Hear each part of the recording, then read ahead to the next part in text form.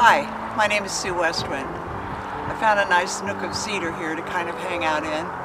But during winters on the Great Plains, cedar is a welcome swath of green, and it's also welcome to the wildlife. It's a good friend and a good ally to me.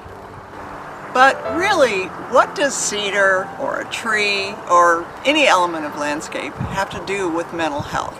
Well, that's one thing I wanted to talk to you about, because it turns out quite a lot.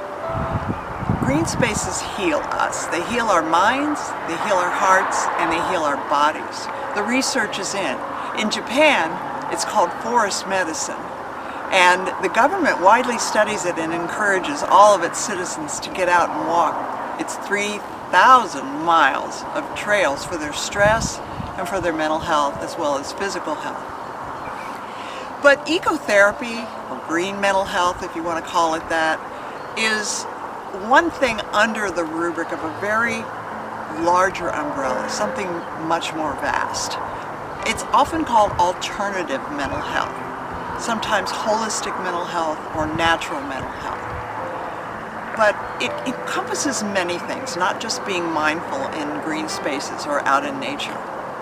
It also encompasses things like yoga, for example. Yoga for anxiety and depression is a field that has really been moving. It's very effective, it's been studied, and it works. Alternative mental health encompasses things like nutrition for mental health, things like energy work, dance therapy. I mean, the list is very long. But the point is that alternative mental health is not a new thing. It's not in its infancy, it's in its prime, waiting for the conventional mental health system to take note, give some support, and tell other people that are suffering about it. Now there's two things that alternative mental health is not, and I want to talk to you about that. Now you can use medications, you can use antipsychotics and antidepressants while you're using various alternative mental health treatments, and it will probably help. But if you're looking for information about so-called medications, you probably won't find it in the alternative mental health literature or support groups. You can find a lot of support for getting off meds. The other thing is ECT, electroconvulsive therapy, also known as shock treatment. Yes, it is still being used. It is still being used in the United States and worldwide, sometimes forcibly.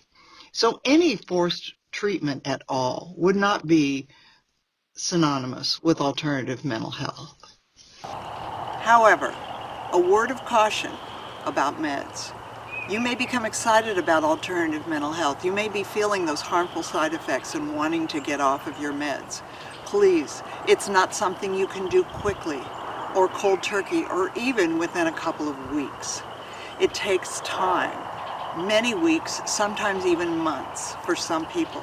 You have to slowly, carefully, and with a system, it's not super hard, but you can do it, titrate down the medications until at last they're finally gone. But you have to do this very slowly. You can't do it all at once. But back to nature, who for me is the greatest therapist of all.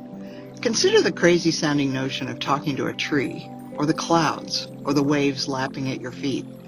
People make fun of tree huggers, but don't knock it until you've really tried to befriend and learn from what's out there, in your area, near your home, even from precious plants you might be growing in your backyard. Now, I've been coming to this hill for years to let go of things that were making me anxious or depressed, things that I no longer felt that I needed weighing heavily upon me. And I just let them go to the wind, or to the sky, sometimes even to the bright sun. In fact, my first step to climbing out of a deep depression was a spontaneous urge to talk to the moon. Now, I wrote about this in my book, but I recall like it was yesterday, the night that I started talking to the moon in my deep despair, and the moon spoke back to me. The voice that I heard, it was so different than my own desperation and fear. It was positive, but low-key. It was compassionate without laying it on too thick or holding back. It wasn't giving me some kind of moralistic judgments. It was very even keel, and the advice was sound. I've always been crazy about the moon. Try nature for what hurts you inside. She needs us as much as we need her right now. putting all the politics and the anger aside, everybody just wants to see the balance restored. Thank you for coming to my website, and I hope you find something that aids you on your healing